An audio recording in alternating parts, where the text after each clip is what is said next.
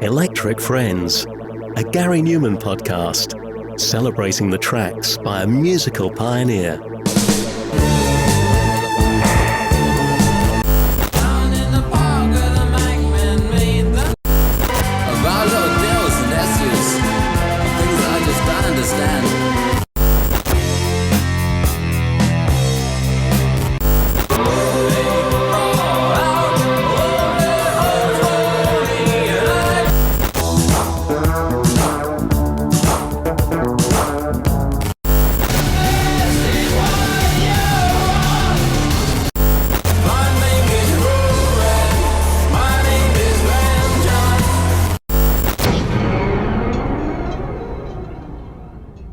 Hi everyone, something a little different for this episode of Electric Friends and the first interview on the show, hopefully the first of many in the world of Gary Numan.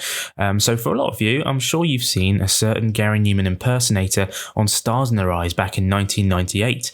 I remember vividly watching it as a kid, and I was so pleased that a couple of years ago I found that the excellent singer Chris Fielding is back performing as Gary Numan with the tribute band Tubeway Days. If you haven't seen them live, check them out on YouTube. They are an absolute must for all Gary Numan fans. Chris is uncanny as Gary when up on stage. Not only does he look just like him circa from the 79 to 81 period with all the mannerisms and stage presence, but his voice is exactly the same as those early days. Plus the band itself sound just like those studio recordings. This is the closest you'll get to travelling back in time and watching Gary Numan live from that era. So I chatted with Chris for the podcast, and he's such a lovely guy. I could have chatted with him for hours and hours. But here's our interview, so enjoy this, and I'll be back with you at the end. Well, tonight, Matthew, I'm going to be Gary Numan. Gary Numan with that scintillating synth sound. Tonight, singing live, Chris Fielding is Gary Numan!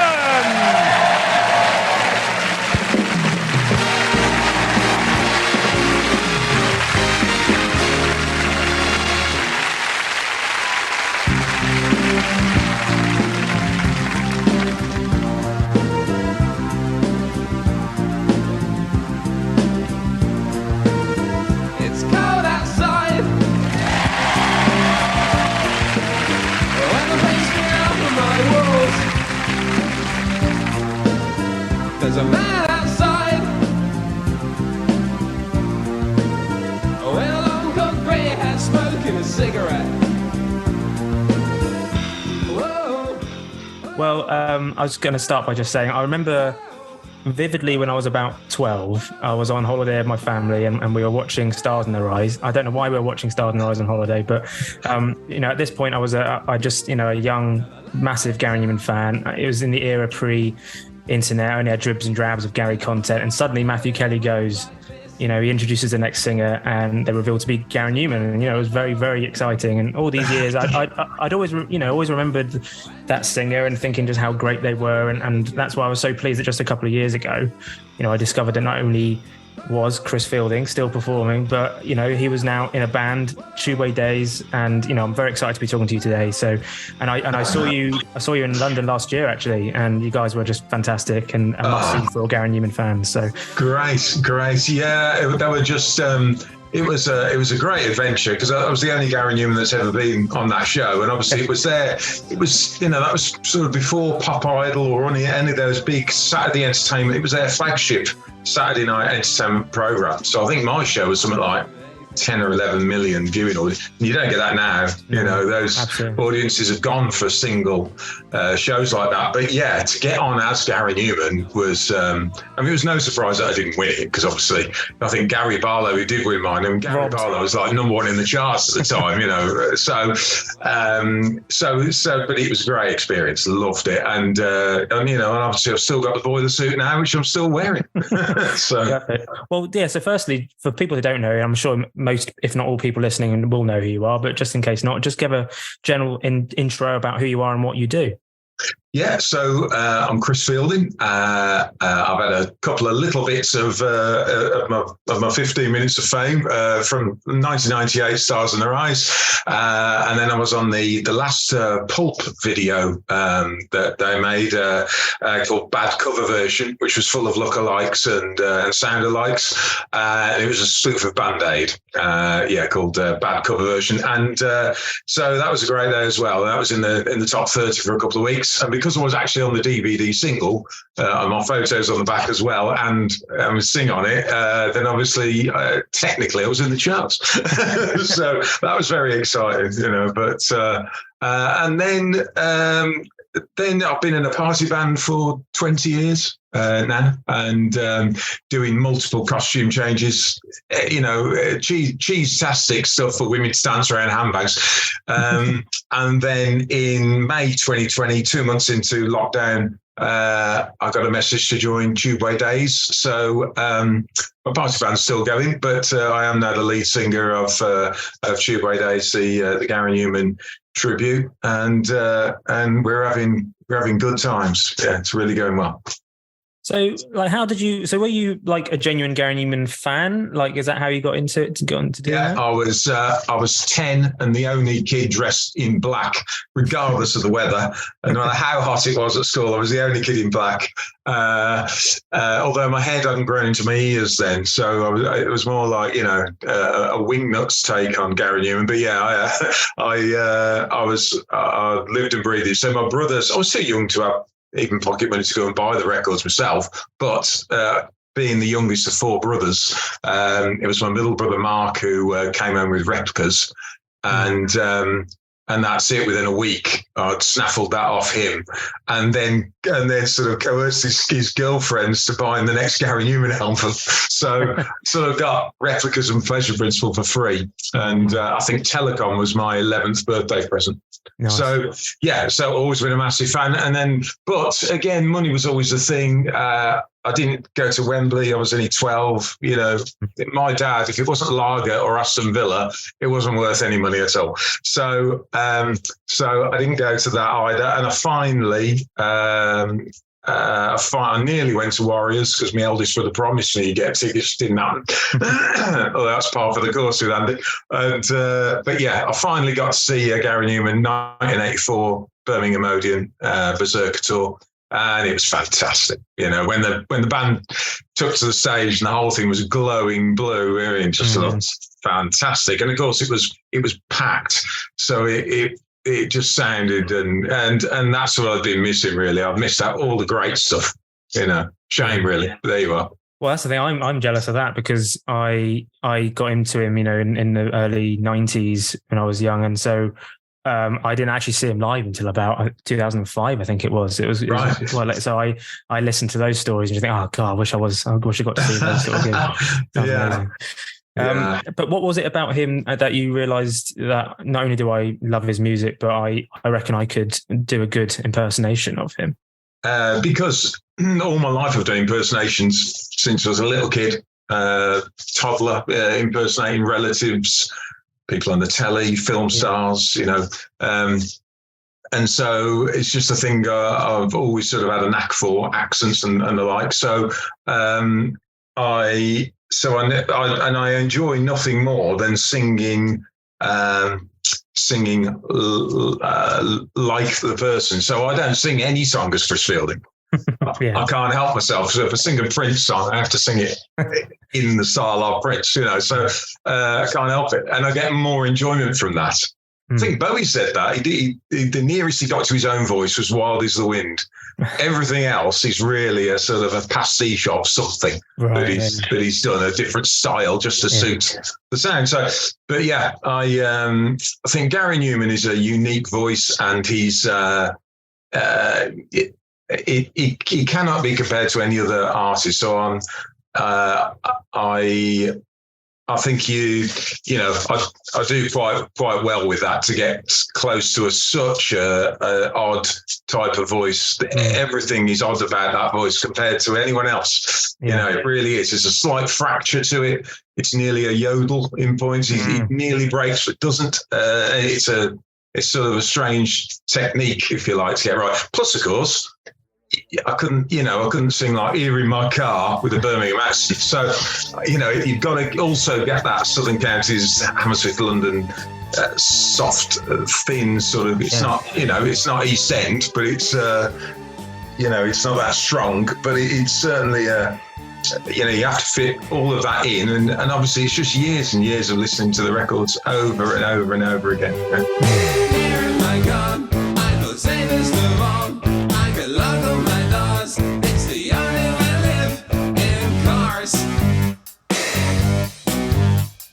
Here in my car, I can only receive. I can listen to you. It keeps me stable for days in cars.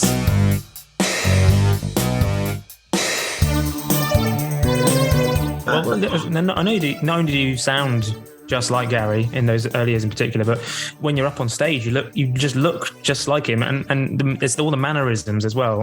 How long did it take for you to sort of study him and his live shows and go, right, that's what he does on that song, that's what he does there? I think the actual some of those movements for certain songs I've gone back to more recently to, but generally most of that's just natural because I've watched so many videos. It's unbelievable, really, and I don't ever get bored of watching Gary Numan video cassettes and DVDs and the like. So I think all of the shapes, moves, the way he holds a microphone, I've copied it that many times.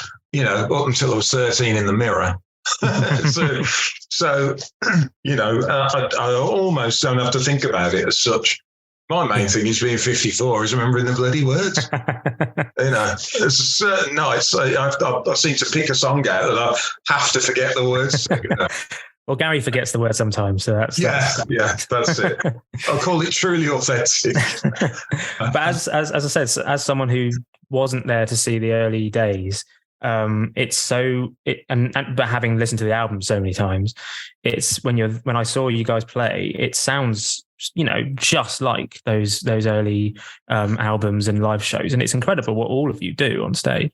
Yeah, well, I mean, that was the thing. I'd watched Tubeway Days, and they had their previous singer Martin, and I watched and I listened, and because I vaguely remember when they were doing their first shows, and he was talking about how he was getting into character and that kind of thing. But I watched the live shows, and I thought, well, musically, they're absolutely bang on. Because I'm pretty, I'm pretty pedantic about, how close something is. And I just thought, I remember even thinking at the time, blimey, I'd love to front that. I'd love to front that. They just need my voice on that. That'd be great, But there you are. And then years later, couldn't believe it. Got a message from Paul and joined. And great bunch of lads. And they're all none of them in the band mess about. If they need to learn a song, they don't start learning it at the next rehearsal. They put the hours in, to get something right or to work on it. And that's what I like about them. So they're as committed to it as I am, and it's showing dividends. I mean, we're definitely doing well with tickets, and hopefully that'll continue next year. We've got slightly bigger plans, ahead, and we. As word continues to spread, I hope that, we can start, getting into theatres of the 400 or 500 mark, and doing well with them, because we've had some cracking theatre shows so far, albeit smallish theatres. We've had some, they've been pretty full. Liverpool, Capstone Theatre, great, really good. That was our first 79 show that we did from start to finish. And, it was great. So we just hope that continues. We're adding more to the stage for next year as well. Can't go into too much detail, but it's going to be more impressive. And that's what I love about it as well. Any of the fans have been in before, they just want to, get their money and go out. And but with this band, if we say, right, we need baton lighting, 20 of them, it's going to cost us X. They go, okay, it'll improve the show. So yeah, they almost don't. We don't have to have a big fight about whether we spend the money on that or not, because they can see the greater good is that we're going to have because you can't. I just don't think you can be Gary Numan, a Gary Numan show without some form of proper formal presentation, because that's what it was about back in the day. So if you're going to cover, I think if we were doing the stuff he does now, it'd be different. You could get away with some moving spots and that kind of thing. But for those, there were formal, rigid structures, that he designed. So, we put money into that. So that's why we've got moving pyramids and, to replicate those times and take all the people in the 50s back to when they were 15, or 14 or whatever, Yeah. And so it's a complete nostalgia trip. Down in the park with a Mac me, the machines and play kill numbers. Down in the park with a Franco fight. I was in a car crash, was it the war? Might have never been quite the same. Little white lies like I was there.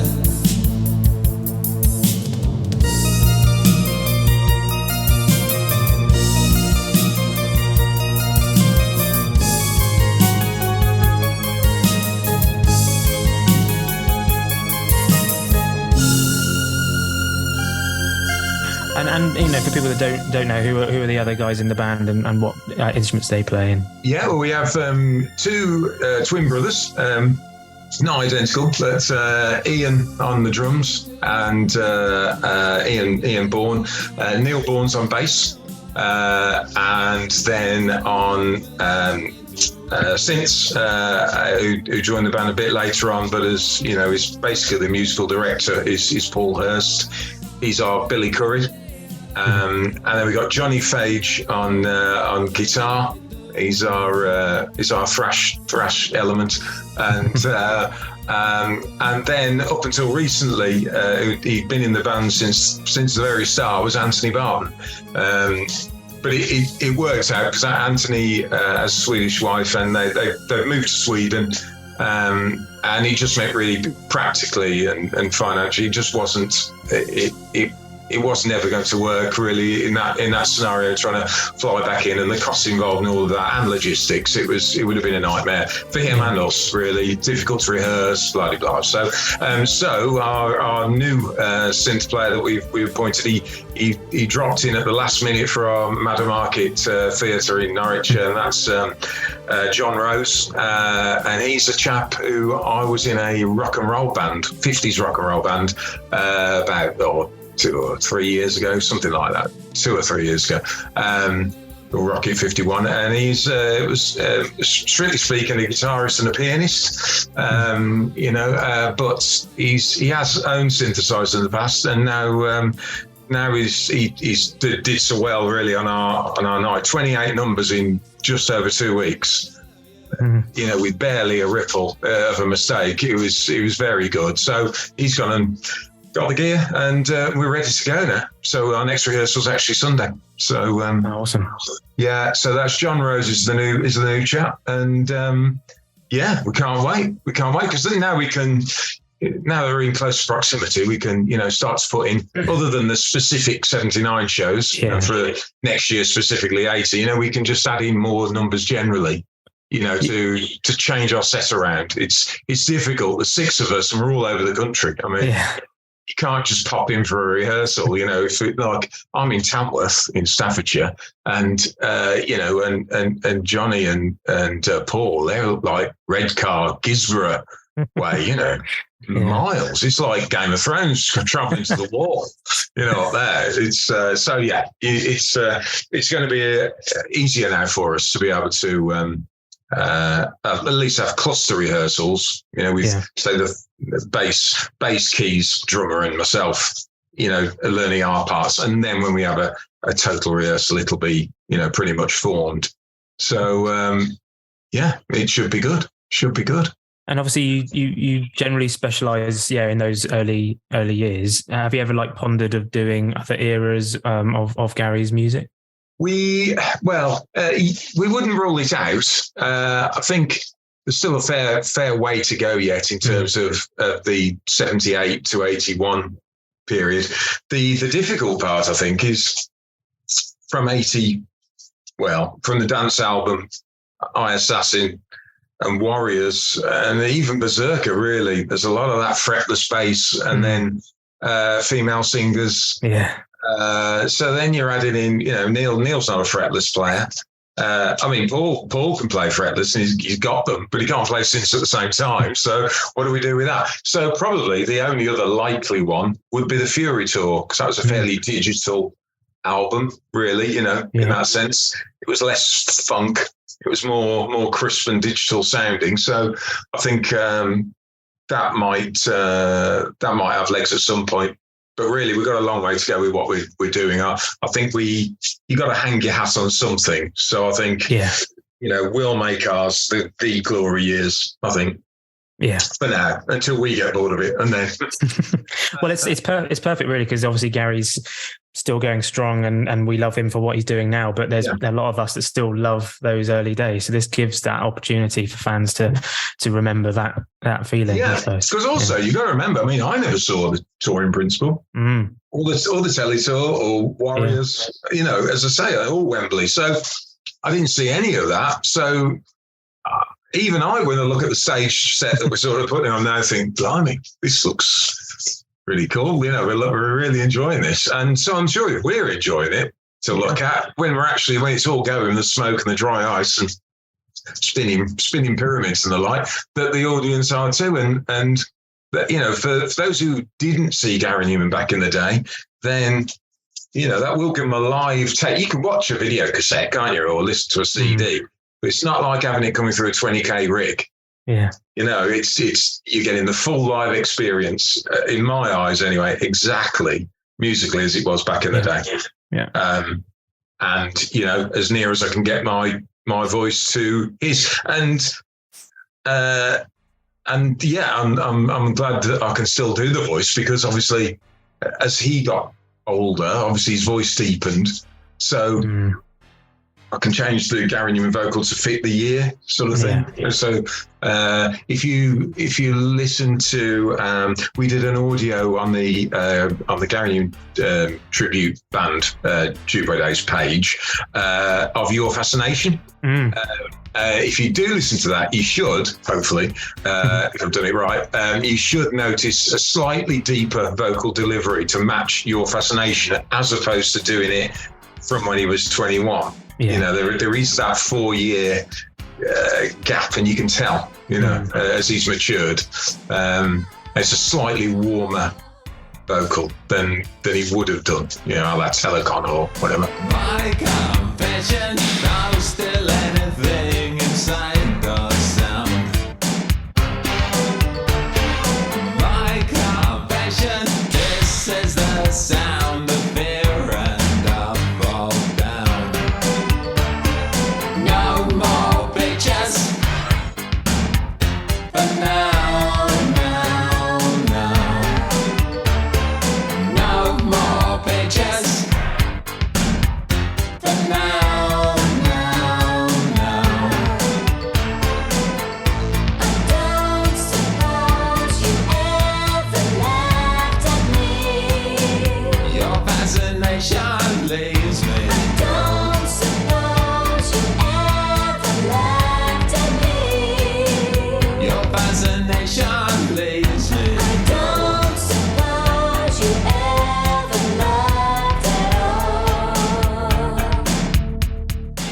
Well, I was going to say, how do you find the outfits as well? Because that's another. The costume changes are great to see as well. Yeah. I mean, the blue one was a mistake. I had that ordered, made in India, and I swear they made everything about 2 inches tighter than it should have been. So on the DVD, I didn't mention that, but I can't breathe. So, I love, there's more to come on that, actually. I mean, my friend Anthony Holmes, he's been a great help, really. We did, when we first got together, this was in lockdown, we did 3 promotional videos. That again are all on the page. We did Cars, Our Friends Electric, and We Are Glass. And had it filmed in studios in Birmingham, and Anthony, you name the colour jumpsuit, he's got it. So he brought those with him. It's great, and he. Because Paul couldn't make it because of the COVID thing, so Paul couldn't come down to play since. So we had a standing Chris Payne, which was Anthony himself, and I stuck a Shawaddy Waddy wig on him, and you wouldn't believe how much he looked like Chris Payne. He really did look like Chris Payne in his wig because it's slightly mulleted, and Anyway, so yeah, he was great. Helped us out a lot, but he's been tremendous, Anthony, in sourcing.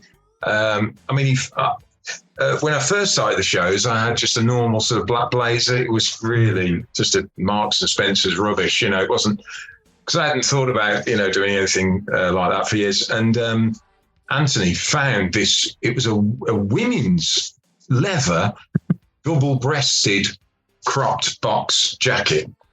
And it was perfectly what Gary Numan wore on the 80 tour in the US. Yeah. I couldn't believe he'd found it, ordered it, and it's as if I'd gone to a tailor's and had it made. And it was 45 quid. I couldn't believe it. I nearly fell over. Because I've been searching for years. If I said to him, I'm really struggling to find the Holy Grail, Anthony, you have a look, will you? Half an hour, he'd find it. He's just one of them people. He can just find these things. But brilliant. So, yeah, I like the Wembley coat thing. There'll be more of that. I'll be having more stuff as we go. I haven't told the wife yet. But, yeah, have to go with it. What are the best songs to sing live in general? Because I remember you joking on stage when you're doing Cars, you kind of have nothing to do after a while. You just sort of stand there.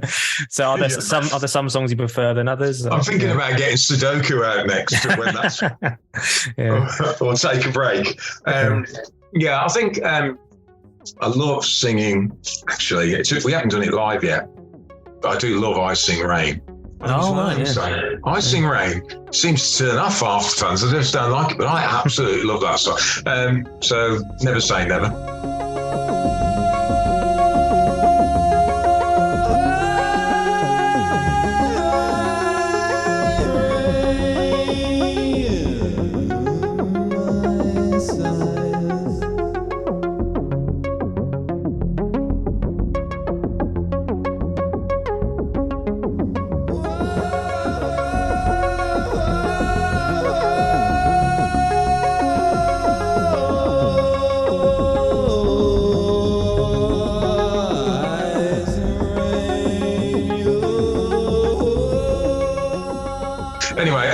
Of the set that we do, I love Remind Me to Smile, and probably We Are Glass as well. I love that as a finishing song for the show. It's perfect, really.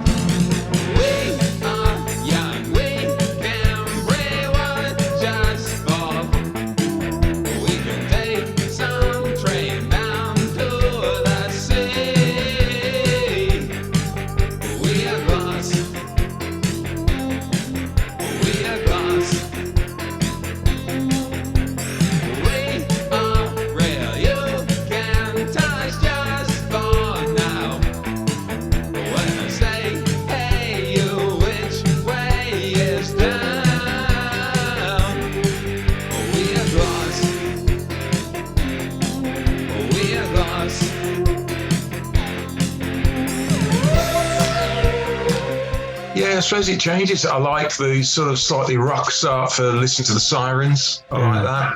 And I like testing myself with My Shadow in Vain and Are You Real? Because they are quite squeaky. They are pretty up there, So I'm pleased if I get through Are You Real? All right. And they're more of a challenge. But yeah, I think Remind Me to Smile, what a fantastic chorus that is. It really is. It's a really corking number, that one, I'd have to say. And but then on the other end of the scale, probably I do love doing the Please Push No More. Lovely, yeah. With Paul. That's just me and Paul, and that's pretty, I enjoy that. Yeah. Well, just looking back to your Stars in the Rise experience, what was that whole whole day like? I still feel like when you got beaten by Gary Barlow, I just remember thinking how, because he didn't look or sound like him. You were robbed. No. Well, the thing is, on that show, it's not about what you look like. It's purely about the voice. That's what they take you on as. So, yeah. Well, yeah, he did look nothing like him, but he got a nice voice. I thought a really nice voice, but not particularly Gary Barlow. No. I didn't think. But that's it. It's they get a load of coach loads of old women from on a night out, give them a voting box, and they're going to go for nice Gary Barlow, aren't they? So you can't blame them really. Rather than somebody strange with far too much eyeliner in a jumpsuit, thinking, what the hell is this? So no, but it's about 6 months. After you've auditioned and everything, 6 months of like choreography where you're going to move, stand, for the camera angles and all of that. So you, and then obviously costume fittings. The man who made the jumpsuit did all the costumes for Cats in the West End, so they get the best people in to do it. And so I had to sort of get inside a cotton jumpsuit that they tacked around me, and then I had to pinned it all together, and then I had to take that off gently, and then left it with them. And then the next time you see it, it's a full leather jumpsuit with all the zips and everything else hanging up in your dressing room for you. It was. The only thing wrong with it was the collar was too wide. That was the only thing they got wrong. I asked them if I could turn it in just to half the width. They said no. Yeah. So now I just turn it in. Nice. And what was that? What was that feeling like though when he's saying tonight? It was a bit surreal, really. I didn't think that show would ever have Gary Numan on. I never thought that would happen because he was so even then, really, I think it just started to sort of climb back, really. Yeah. 97, that was filmed. So he was, I think, Praying to the Aliens, the autobiography had come out. Because I mentioned that on the show. So, but it was just that, he was just turning the corner again, back to, the sort of successes having now, which is fantastic to see, really. And you say that, and then so you record that bit. Tonight, Matthew, I'm going to be Gary Numan. You walk off into the smoke. You can't see anything, and then it's off into the dressing rooms where they chop all your hair off, shave my hairline off. Got an inch off the front of my hairline. And then they chop, because they make you grow your hair long, and then they literally hack it off, like, comb it, spray, good to go, and so it was really just a fantastic adventure. That was really good. I loved it. It was at the time I thought, if I do nothing else, it's just a great little hello to the world sort of thing. I hate to ask, but our friend's electric. Only mine's broke down,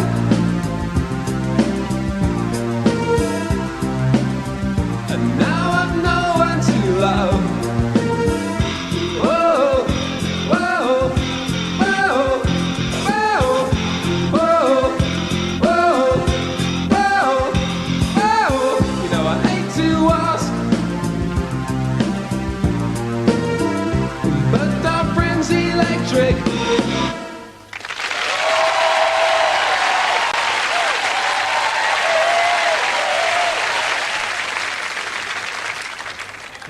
Well done, Chris. Thanks. I love all that at the beginning. Hey, attitude or what? Are you pleased? Yeah. You should be very pleased. I'll tell you who'll be even more pleased. Gary Numan himself. That'll up his record sales. Ladies and gentlemen, Chris Fielding as Gary Numan.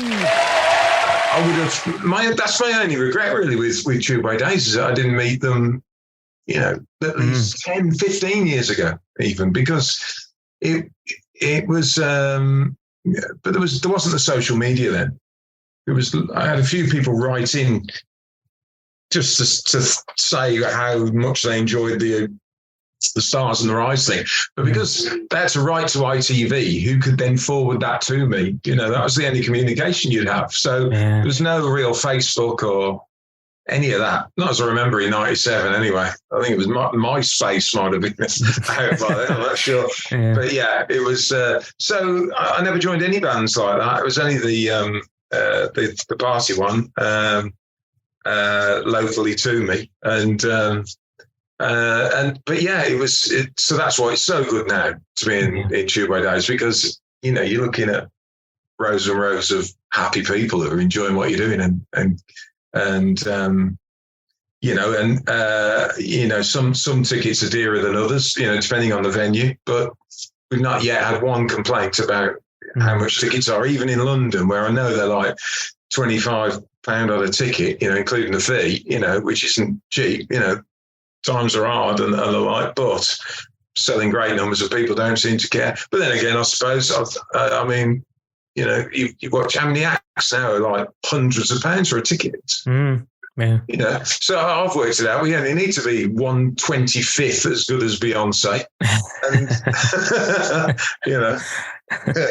And yeah, definitely. Well, have you ever met Gary? Has that ever come up? Yeah. How was that? I spoke to him on the radio, Radio WM, and that was when he'd signed with IRS, and I sort of asked him, you know, what they were going to do about radio play and etc. And that was that. But then I met him at a record signing at Tower Records in Birmingham for the Random album. And again, I knew things had changed at that point, because I thought, you know, things had got, he wasn't quite playing the dog and duck, but it had got nearly, you know. So when I went there, queuing all the way down the street, right, in Birmingham, I couldn't believe it. Couldn't believe it, you know. So that was really encouraging as a fan, because I've been to gigs where, you know, small venues were half full, you know, thinking, crikey, you know, we've gone from Wembley to half full at the Leicester Poly, you know, or the Leicester de Montfort Hall, even in '87. I mean, it was half full. And I was thinking, blimey, you know, that was a depressing evening. And I think fans like to feel part of a big audience, don't they? They don't want to see the place half empty, you know. But I did say I went to the Random signing, and he was great, but I would have been like 27, 28. Yeah, 28. And within a few feet of seeing him, I did get a bit choked. So I was thinking, what the hell am I going to say? You know, I'd had the full 1 hour, 1.5 hours queuing to sort of, you know, think of what to say, and then had a blackout. Anyway, I can't even remember what I said particularly, but he was, very, very chatty and jolly, and you know, Gemma was there, and he comes across really well. And I think, especially now he's older, he seems he can have a really good laugh and a joke with most people now. He's not.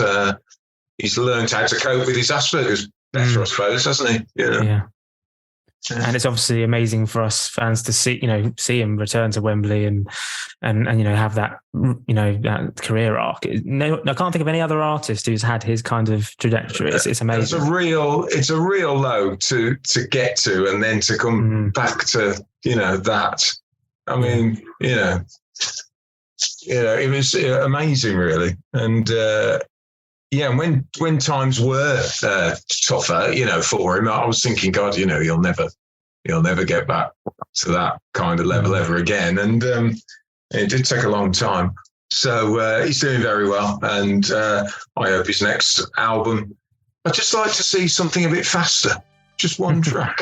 Just one track that's sort of 140 beats per minute, just something a bit more like Are You Real, just to say. Or even We Are Glass. We Are Glass, you know, something that really motors. I enjoy that now and again, because his voice suits it. You know, I think was it Love and Napalm? I really like that. That's a proper, it's a good old banger, you know. And I do miss those. Sometimes I find them a little bit too atmospheric and a bit ploddy, you know, or at least there's not a lot of difference in the tempo of them all anyway, you know. So I'd like to see that now and again. This is not about love. But this is not even worth the point of view.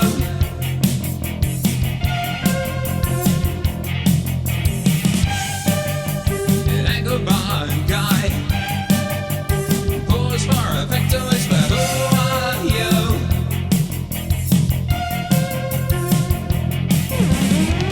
They crawl out what they host for me, and I die if them love, watch them turn on me, and I die see my stars, they call me such things. Tell me,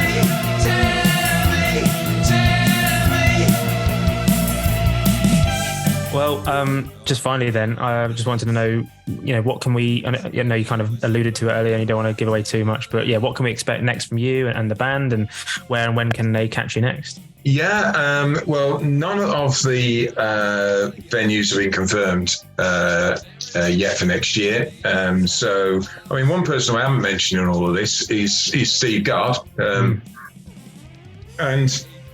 And Steve has been invaluable, really, because when I joined Tubeway Days, I'd done a Bowie tribute 7-piece band for a couple of years, and 7-piece band, it nearly killed me because I was the bank, I was doing everything, and selling tickets, it seemingly felt like it was all down to me, so it nearly killed me. So I thought, right, join this Gary Numan band. I'm sure it's going to be good. I'm going to enjoy this, but it's not going to be enjoyable if I make those same mistakes and just try and do everything. So Steve has been invaluable, really, in getting us into venues. It isn't an easy sell, even now, to get Gary Numan tribute, especially into theatres. Some theatres don't want tributes at all. Yeah. Others just see no commercial value in a Gary Numan tribute. Funnily enough, when those same agents for these theatres have seen us doing well, then they're on the phone again, aren't they? Funny that. Yeah. Steve Gard has been fab, because I know it takes hours on the phone, hours and hours of rejection and going back and chasing on emails, and I haven't got the time. I work full time, so he's been great. So Steve has a number of venues. We will look to, with only a couple of exceptions, I think, be going into mainly theatres, if nothing else, really, to be able to put our full stage set up. One of the disappointments for this year has been that our stage set has outgrown Steve's bookings. so like, he booked us, and then we've said, oh, by the way, we've got this now and this now, and it's going to be a big. So next year we're going for theatres that will house what we've got, and what we've got, it will definitely be growing next year as well. So yeah, all I can say is it's going to be really exciting for us to be on stage with it. It's going to be cool. Yeah. Right. Well, as I say, I thought you guys were brilliant, and I think any Numan fan listening to this who hasn't seen you, definitely it's a brilliant experience, and the closest you're going to get to So thanks so much for your time, Chris, and huge good luck with the next shows whenever they do come, and look forward to seeing you again. Okay, thanks a lot, Tom. Awesome. Cheers for that. All right, bye.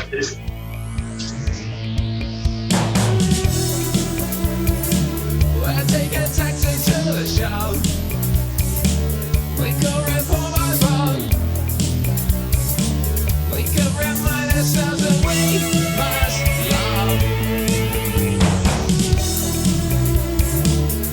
Reconsider fame. I need the reasons. This is detention, it's not fun at all. Remind me to smile, the old man's line and guess. So I feel like I'm in this lost cage. So great speaking to Chris Fielding there. I hope you enjoyed it. And as I say, Tubeway Days are a must-see. They've got shows lined up later in the year. Give them a search on Google. You can buy tickets from ents24.com and other places. They're also on Facebook and YouTube, where you can see more clips as well. And I'll also aim to do some more interviews in the world of Gary Numan at some point, especially people who have worked with him or still work with him, and eventually the man himself, hopefully. So get in touch with any ideas. You can get in touch at newmanpodcast@gmail.com. And I'll be back next time with another Numan track as usual. You can follow me at Numan Podcast on Facebook, Twitter, Instagram and TikTok, or head to newmanpodcast.com for more info and to subscribe and hear all past episodes. So for now, thanks for listening, and it's time to leave.